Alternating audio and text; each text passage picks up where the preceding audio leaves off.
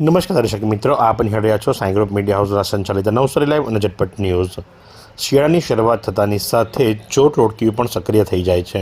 પાછલા દિવસોની અંદર ચેઇન સ્નેચિંગ હોય, ફ્લેટની અંદર રૂરલમાં નોંધાયેલો ચોરીનો ગુનો હોય કે ત્યાર પછીથી આજરોજ નવસારી ટાઉન વિસ્તારની અંદર ફ્લેટની અંદર ચોરી થવા પામી છે। સુરભી ફ્લેટ્સ કે જે ગુલાબદાસની વાડી લુન્સીકુઈ વિસ્તારમાં આવ્યો છે। લુન્સીકુઈ જેવા વિસ્તારમાં ભરચક વિસ્તાર જે ખરો એમાં ધોળે દિવસે એટલે કે 11:30 થી 2:30 વાગ્યાની વચ્ચે જ્યારે ગૃહિણી પોતાના ઘરમાંથી કામરથી બહાર જાય છે તે દરમિયાન ચોરાટો જે ખરા ચોરાટો પ્રવેશે છે, નકુચો તોડી ઘરની અંદર પ્રવેશ કરે છે અને ઘરની અંદરથી મોટી માતબર રકમ તફડાવીને લઈ જાય છે।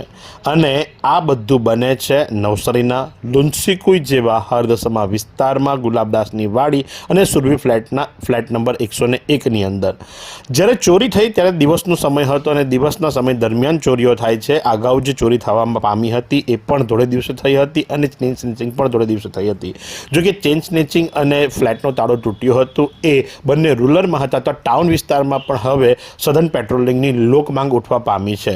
તો આ ચોરી દરમિયાન ગૃહિણી જ્યારે ઘરે પાછા આવ્યા અને ઘરે આવીને જુએ છે તો ઘર અસ્તવ્યસ્ત હતું અને તાત્કાલિક અસરથી ટાઉન પોલીસનો સંપર્ક સાધવામાં આવ્યો। ગૃહિણી શું જણાવી રહી છે ચાલો આપણે સાંભળીએ। હું બીના સંજય ગોળવાળા 101 સુરભી ફ્લેટ્સ ગુલાબદાસની વાડી લુન્સીકુઈમાંની રહેવાસી છું।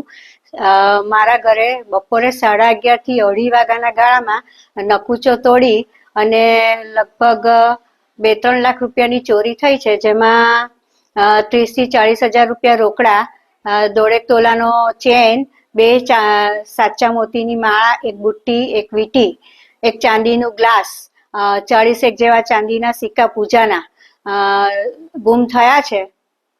હું પાછી આવી ત્યારે ઘર ખુલ્લું હતું। હું જોઈને ગભરાઈ ગઈ હતી અને મેં તાત્કાલિક પોલીસને જાણ કરી।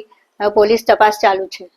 આ સુંદર સૃષ્ટિને નિહાળવા માટે હજારો લોકો પાસે દ્રષ્ટિ નથી અને એ ત્યારે જ શક્ય બને જ્યારે કોઈ ચક્ષુદાન કરે। તો તમારા સ્વજનો સાથે મળી એક સુનિશ્ચય લઈએ, ચક્ષુદાનને પરિવારની પરંપરા બનાવીએ। Visit Sant Punit Chakshu bank, Rotary eye institute Navsari, call 7069006329। તો હવે રાત્રે ચોરીનો જમાનો જૂનો થઈ ગયો।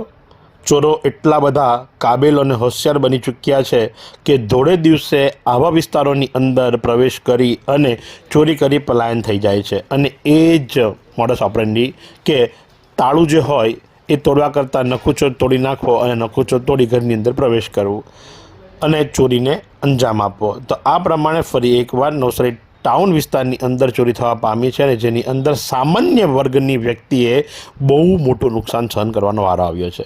તો આ જ પ્રમાણે આવા અવનવા સમાચારો માટે આપ નિહાળતા રહો નવસારી લાઈવ અને ઝટપટ ન્યૂઝ।